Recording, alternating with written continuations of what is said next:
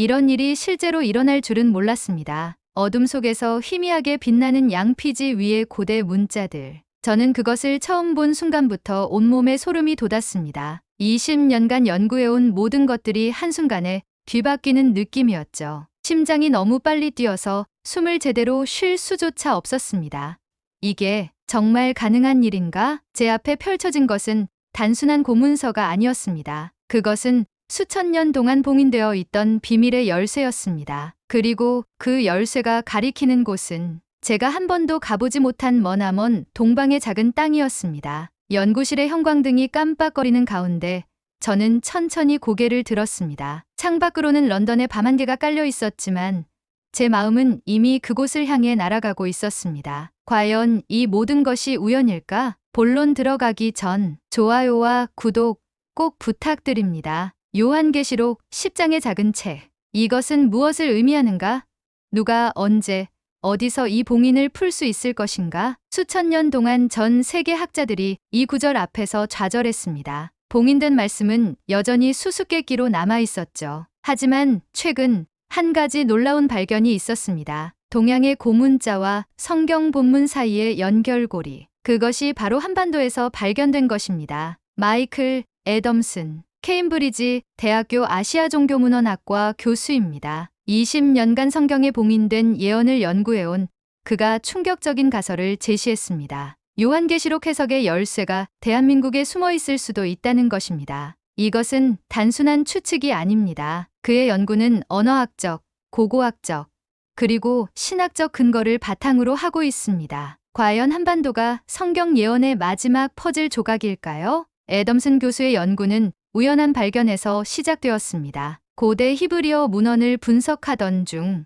요한계시록 5장에 봉인된 책이 단순한 봉인이 아닐 수도 있다는 사실을 깨달았던 것입니다. 이 봉인은 물리적인 것이 아니라 언어적, 문화적 장벽을 의미할 수 있습니다. 그의 주장에 따르면 성경의 상징들은 특정한 문자 체계와 만날 때 비로소 그 진정한 의미가 드러날 수 있다는 것입니다. 그리고 그 문자 체계가 바로 한글일 가능성이 제기되었습니다.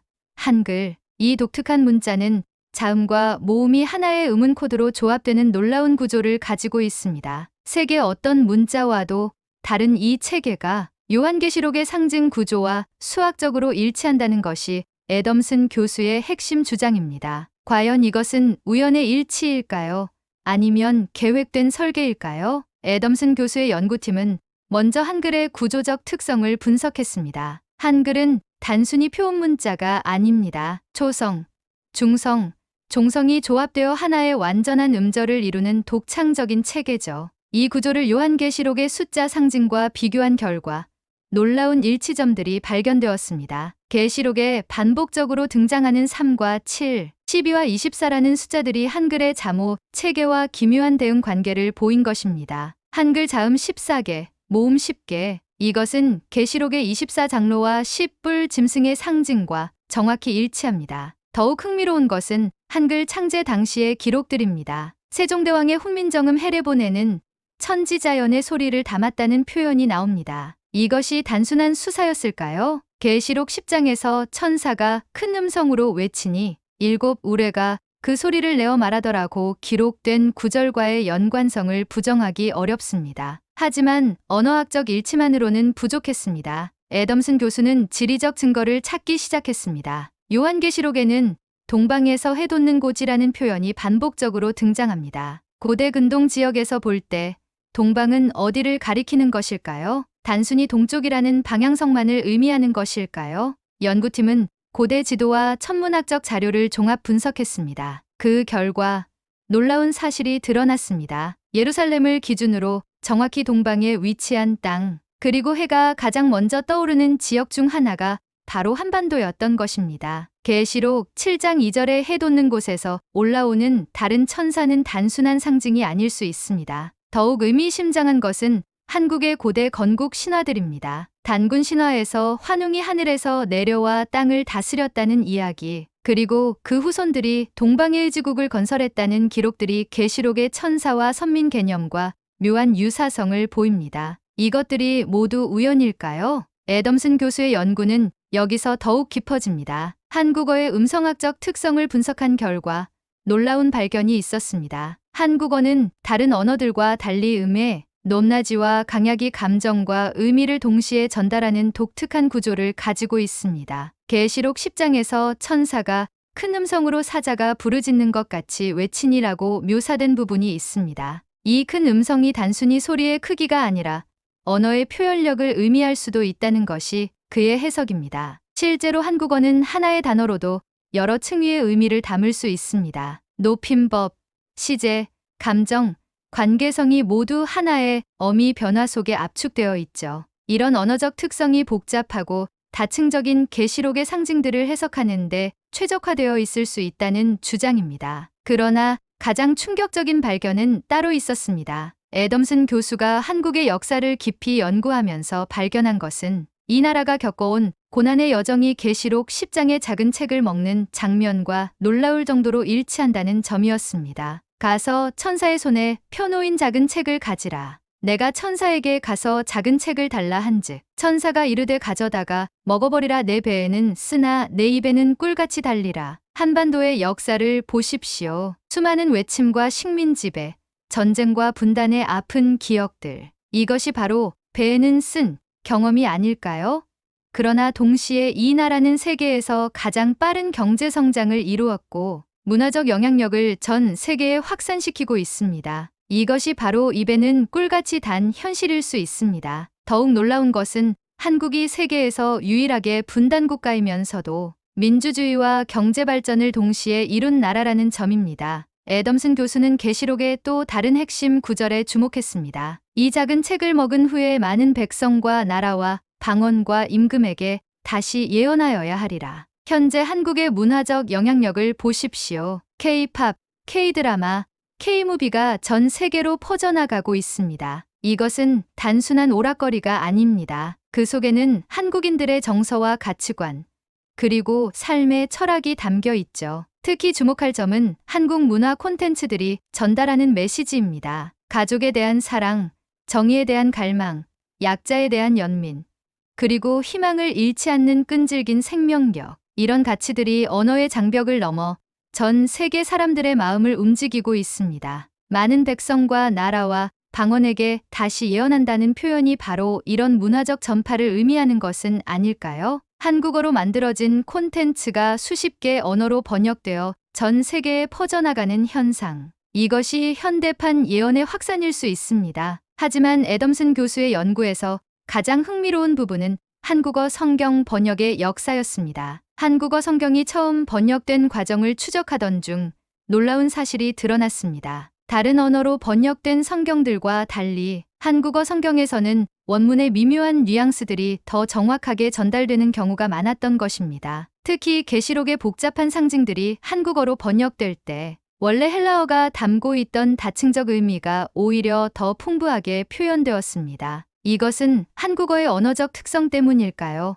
아니면 다른 이유가 있는 것일까요? 한국어로 읽는 계시록은 다른 언어로 읽는 것과 완전히 다른 차원의 이해를 가능하게 합니다. 이것이 애덤슨 교수의 핵심 주장입니다. 마치 한국어가 계시록을 해석하기 위해 준비된 언어인 것처럼 보인다는 것이죠. 애덤슨 교수의 연구는 여기서 더욱 구체적이 됩니다. 그는 한국의 교회사를 분석하면서 흥미로운 패턴을 발견했습니다. 한국 기독교는 다른 나라들과 달리 매우 독특한 발전 과정을 보였다는 것입니다. 우선 한국은 선교사가 아닌 한국인 스스로가 성경을 연구하며 기독교를 받아들인 거의 유일한 나라입니다. 19세기 말 이미 한국인들이 중국에서 한문 성경을 구해와 스스로 연구하기 시작했죠. 더욱 놀라운 것은 한국 기독교의 기도 문화입니다. 새벽 기도, 통성 기도, 금식 기도 등 한국 교회만의 독특한 기도 방식들이 발달했습니다. 이런 열정적인 기도 문화는 계시록에서 묘사하는 성도들의 기도가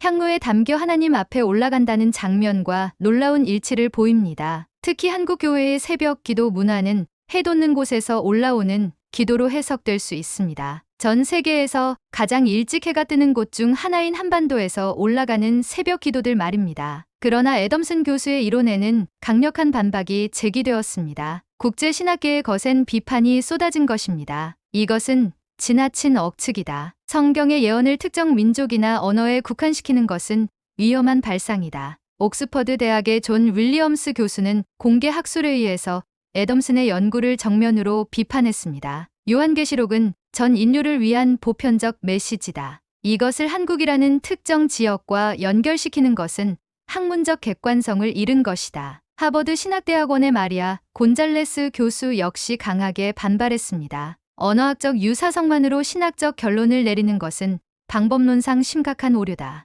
이런 식이라면 어떤 언어와도 억지로 연결시킬 수 있다. 애덤슨 교수는 학계의 거센 반발 속에서 고립되기 시작했습니다. 그의 연구비 지원이 중단되었고 몇몇 학술지는 그의 논문 게재를 거부했습니다. 과연 그의 연구는 틀린 것이었을까요? 하지만 애덤슨 교수는 포기하지 않았습니다. 그는 더욱 치밀한 연구를 통해 반박 논리를 준비했습니다. 가장 핵심적인 증거는 한국전쟁 당시의 기록들이었습니다. 1950년부터 1953년까지 벌어진 한국전쟁 기간 중 전 세계 16개국이 유엔군으로 참전했습니다. 이것은 역사상 유례없는 일이었죠. 단일 국가를 위해 이렇게 많은 나라들이 함께 싸운 전쟁은 없었습니다. 이것이 바로 계시록에서 말하는 많은 백성과 나라들이 함께하는 사건이 아닐까요? 더욱 의미심장한 것은 전쟁 후 한국의 변화였습니다. 폐허가 된 땅에서 불과 수십 년 만에 세계 10위권 경제 대국으로 성장한 것은 기적에 가까운 일이었습니다. 이런 급속한 발전은 성경에서 말하는 하나님의 축복의 현실적 증거로 해석될 수 있다는 것이 애덤슨 교수의 주장이었습니다. 그러나 학계의 냉대는 계속되었습니다. 그의 연구를 지지하는 학자는 거의 없었고 오히려 그를 학문적 사이비로 취급하는 분위기마저 형성되었습니다. 그때 예상치 못한 일이 벌어졌습니다. 이스라엘의 히브리 대학교에서 고대 문헌 연구를 하던 다비드 레비 교수가 애덤슨의 연구에 관심을 보인 것입니다. 레비 교수는 사회문서 전문가로 요한계시록의 원본에 가까운 고대 헬라어 사본들을 연구해온 권위자였습니다. 애덤슨 교수의 주장에는 무시할 수 없는 부분이 있습니다. 특히 언어학적 분석은 재검토할 가치가 있어 보입니다. 레비 교수는 자신의 연구실에서 직접 한국어 성경을 구해와 원문과 비교 분석을 시작했습니다. 그 결과는 충격적이었습니다. 한국어 번역에서만 발견되는 독특한 해석들이 실제로 고대 헬라어 원문에 숨겨진 의미와 일치하는 경우가 여러 차례 발견된 것입니다. 이것은 우연으로 설명하기 어렵습니다. 한국어라는 언어 자체가 이런 해석을 가능하게 하는 구조적 특성을 가지고 있는 것 같습니다. 레비 교수의 지지는 학계에 큰 파장을 일으켰습니다. 히브리 대학교의 권위 있는 학자가 애덤슨의 연구를 인정한 것은 단순한 개인적 의견이 아니었습니다. 레비 교수는 국제성서학회에서 공식적으로 자신의 발견을 발표했습니다. 한국어 성경 번역에서 발견되는 특이점들을 무시할 수 없습니다. 이것은 번역자의 실력이나 우연의 결과가 아니라 한국어 자체의 언어적 특성에서 비롯된 것으로 보입니다. 이 발표는 국제적으로 큰 반향을 일으켰습니다. 그동안 애덤슨 교수를 비판했던 학자들도 다시 한번 그의 연구를 검토하기 시작했습니다. 특히 언어학자들과 신학자들 사이에서 활발한 토론이 벌어졌습니다. 도쿄대학의 다나카 교수는 한국어와 일본어를 비교, 분석한 결과를 발표했습니다. 같은 한자 문화권이면서도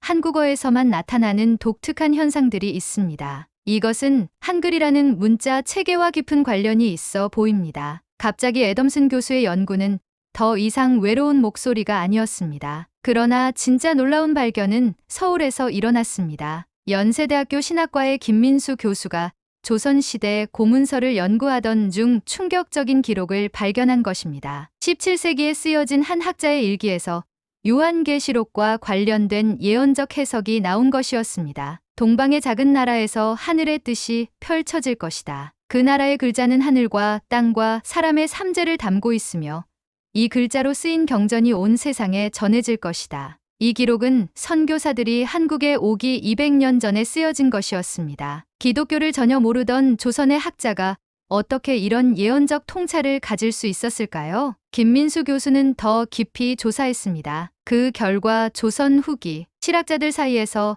동방예언설이라는 은밀한 학설이 전해져 내려왔다는 사실을 발견했습니다. 이들은 한글 창제의 진정한 목적이 단순한 문자 개발이 아니라 더 큰 섭리를 위한 준비였다고 믿었던 것입니다. 김민수 교수의 발견은 애덤슨 교수에게 전해졌고 두 학자는 공동 연구를 시작했습니다. 조선시대 기록들을 더 자세히 분석한 결과 놀라운 패턴이 드러났습니다. 한글 창제 이후 약 400년 동안 한국의 지식인들 사이에서는 문자의 신성함에 대한 독특한 인식이 전해져 내려왔던 것입니다. 특히 정조시대의 한 문헌에서는 이런 기록이 발견되었습니다. 우리 글자는 천지자연의 이치를 담았으니 훗날 이 글자로 하늘의 경전을 읽을 때 그 참뜻이 드러날 것이다. 이것은 단순한 민족적 자부심이 아니었습니다. 조선의 학자들은 한글이 가진 언어학적 특성을 매우 정확하게 파악하고 있었고 그것이 미래에 어떤 역할을 할 것인지에 대한 예견을 가지고 있었던 것으로 보입니다.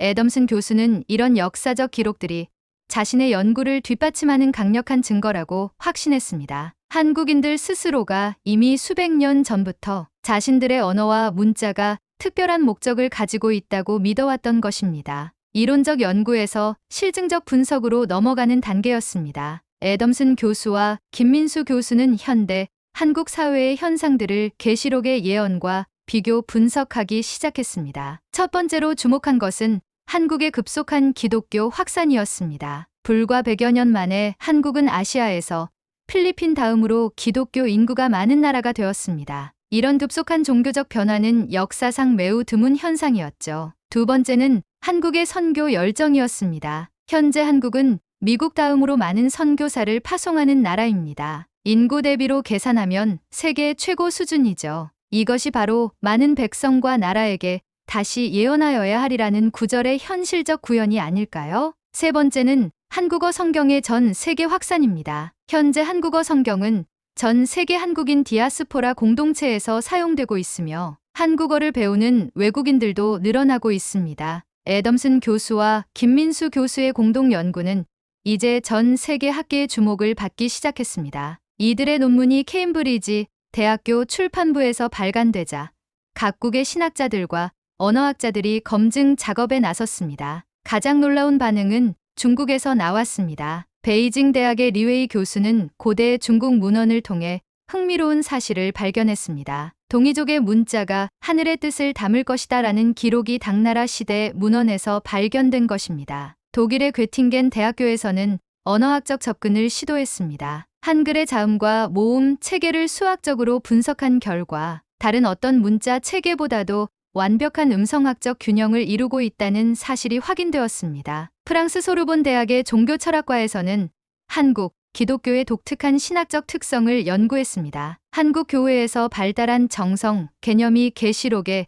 성도들의 기도와 깊은 연관성이 있다는 분석이 나왔습니다. 이제 애덤슨 교수의 연구는 더 이상 고립된 이론이 아니었습니다. 하지만 연구가 절정에 달했을 때 예상치 못한 문제가 발생했습니다. 한국 내 일부 보수적인 신학자들이 강하게 반발하고 나선 것입니다. 이것은 한국을 신격화하는 위험한 발상이다. 성경의 예언을 특정 민족이나 국가와 연결시키는 것은 성경적이지 않다. 서울의 한대형 교회 담임 목사는 설교를 통해 애덤슨 교수의 연구를 정면으로 비판했습니다. 하나님의 구원은 모든 민족을 위한 것이다. 한국이 특별하다는 식의 해석은 선민의식의 오만함일 뿐이다. 아이러니하게도 애덤슨 교수의 연구를 가장 강하게 반대한 것은 한국의 기독교계였습니다. 해외 학자들이 관심을 보이는 반면 정작 당사자인 한국 교회는 경계의 시선을 보냈습니다. 이런 반발 속에서 애덤슨 교수는 깊은 고민에 빠졌습니다. 과연 자신의 연구가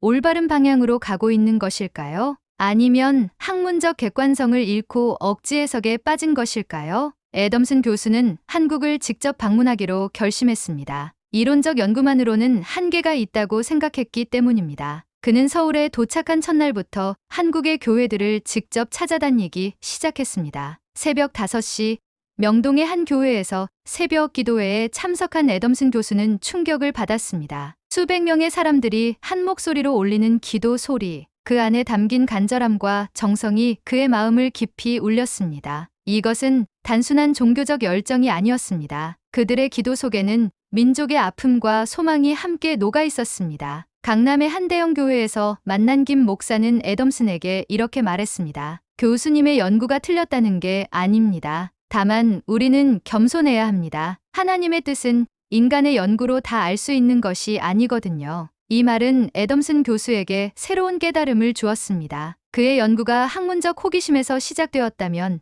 이제는 더 깊은 영적 차원으로 나아가야 할 때였습니다. 한국에서의 한 달간 체류는 애덤슨 교수에게 완전히 새로운 관점을 제공했습니다. 그는 자신의 연구를 다시 정리하기 시작했습니다. 이번에는 학문적 증명보다는 현상에 대한 관찰과 해석에 중점을 두었습니다. 한국이 요한계시록 예언의 중심지라고 단정할 수는 없습니다. 하지만 이 땅에서 일어나고 있는 현상들이 성경의 예언과 놀라운 일치점을 보이는 것은 부인할 수 없는 사실입니다. 그는 새로운 결론에 도달했습니다. 중요한 것은 특정 민족이나 언어의 우월성이 아니라 하나님의 섭리가 어떻게 역사 속에서 구현되고 있는가 하는 점이었습니다. 한국어와 한글, 한국의 역사와 문화, 그리고 한국 기독교의 독특한 발전, 과정들이 모두 하나의 거대한 그림 속에서 의미를 가질 수 있다는 것이 그의 최종적인 견해였습니다. 이것은 한국만의 특권이 아닙니다. 하나님께서 각 민족과 언어를 통해 당신의 뜻을 펼쳐가시는 과정의 한 부분일 뿐입니다. 애덤슨 교수는 지금 서울 한복판에 서 있습니다. 그의 주변으로는 한글로 쓰여진 간판들이 끝없이 펼쳐져 있고 이른 아침부터 교회로 향하는 사람들의 발걸음이 이어지고 있습니다. 제가 지난 3년간 연구해온 것들이 과연 우연의 일치일까요?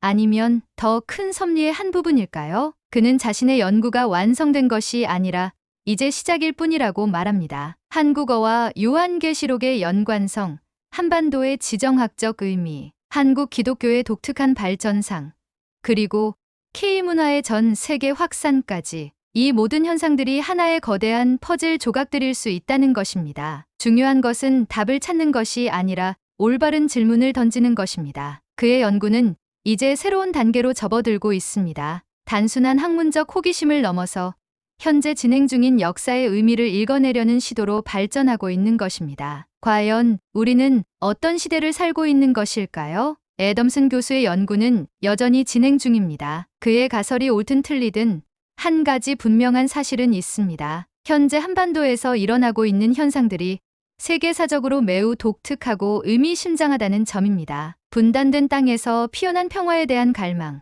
전쟁의 폐허에서 일어선 기적 같은 발전, 그리고 작은 나라의 문화가 전 세계를 감동시키고 있는 현실. 이 모든 것들이 과연 우연일까요? 요한계시록의 작은 책은 실제로 한국어로 해석될 수 있는 책이었을까요? 그렇다면 한국은 왜 마지막 예언의 무대로 지목되었을까요? 애덤슨 교수는 마지막으로 이렇게 묻습니다. 이제 당신의 생각은 어떻습니까? 이 예언은 과연 상징일까요? 아니면 계획된 예고였을까요? 그의 질문은 우리 모두에게 던져진 숙제입니다. 우리는 단순히 역사를 살아가는 존재일까요? 아니면 어떤 거대한 계획의 일부로서 특별한 사명을 부여받은 존재일까요? 답은 여러분 각자가 찾아야 할 몫입니다. 사연은 여기까지입니다. 구독과 좋아요로 감동 온기에 따뜻한 온기를 더해주세요. 따뜻한 이야기로 다시 찾아뵙겠습니다. 감사합니다.